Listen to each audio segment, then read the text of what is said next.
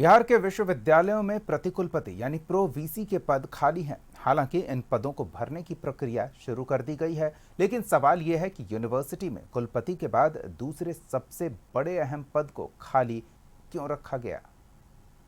आपने बिहार के सरकारी स्कूलों में शिक्षकों के पद खाली होने की बात सुनी होगी। ये भी सुना होगा कि बिहार लोक सेवा आयोग यानी बीपीएससी के जरिए खाली पड़े पदों को भरा गया है। लेकिन अगर कुलपति या प्रति कुलपति के पद रिक्त हो तो इसे कौन भरेगा। बिहार के 15 परंपरागत सरकारी विश्वविद्यालयों में अधिकांश में प्रति कुलपति के पद एक अरसे से खाली है।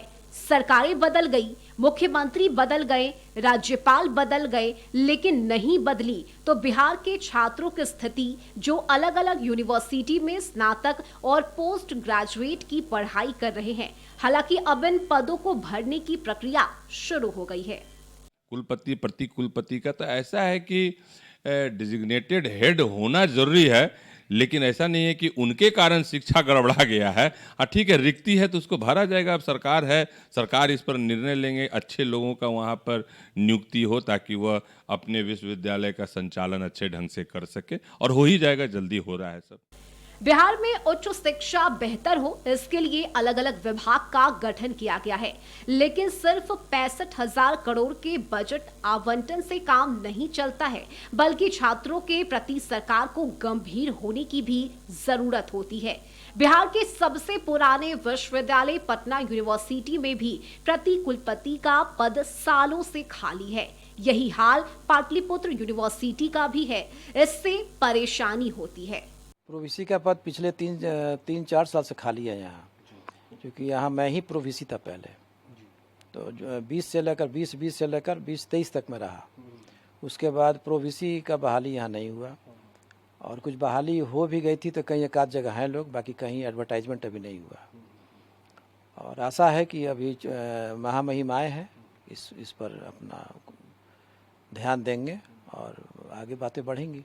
सर, लेकिन क्या प्रोवीसी का नहीं होने से क्या विश्वविद्यालय के कामकाज पे असर पड़ता है? अगर नहीं है तो सर्टेनली पड़ेगा। प्रोवीसी है कि पूरा यूजी का एग्जामिनेशन कंडक्शन मालिक है, वो पूरा यूजी उसके कंट्रोल में रहता है। स्नातक स्तर की जितनी चीज़ें हैं, उसका एग्जामिनेशन है, उसका रिजल्ट है, सब करना है, सब करता है। और वीसी नहीं रहे तो उसके बिहाफ में काम भी करते हैं, और वाइस चांसलर चाहें तो कुछ और एक्स्ट्रा काम भी असाइन करते हैं जो प्रोवीसी को करना है।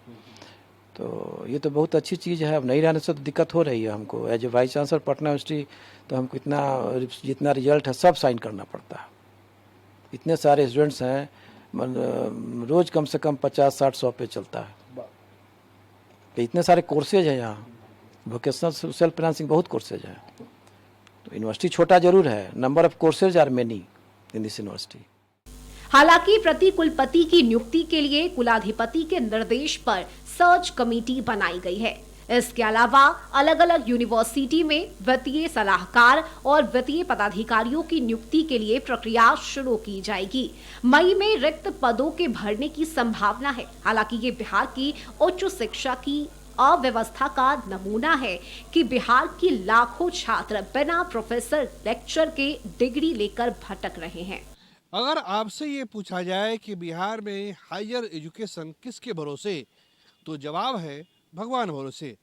ऐसा हम इसलिए कह रहे हैं क्योंकि बिहार के सभी 15 सरकारी विश्वविद्यालयों में कई ऐसे विश्वविद्यालय हैं जहां पे प्रोवीसी यानी प्रति कुलपति का पद पिछले कई महीनों से खाली पड़ा है।